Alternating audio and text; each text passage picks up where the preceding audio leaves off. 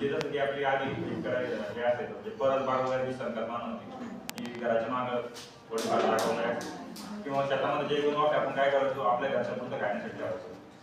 त्याच्यामध्ये आपण कुठल्याही प्रकारचं काही खत वगैरे वापरायचं नाही, काही फवारणी करायचं नाही.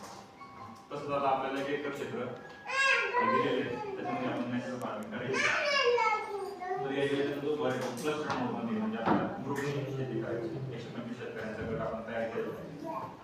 त्यांच्यातून आपल्याला हे करायचं नैसर्गिक. त्यानंतर नैसर्गिक शेती पीजी सिंगायचं म्हणजे सहभागी हमी करतोय. सहभागी हमी करतात त्या संदर्भात काम करतो. फक्त त्याचं जे स्टँडर्ड आहे म्हणजे जे मानक आहे ते थोडंसं वेगळं.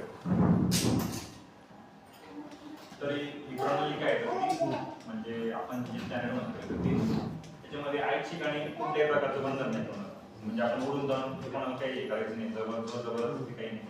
शेतकऱ्यांना असं वाटते मला करावंच वाटतंय, मी करतोय माझं नाव मंजूर करतो आणि मी मला बघून त्यामुळे मानकांचं म्हणणं काय त्याच्यामध्ये कुठल्याही प्रकारचं कोणाला जबरदस्ती नाही. त्याच्यामध्ये काही ऐच्छिक आहे आणि कुठल्याही प्रकारचं बंधन नाही.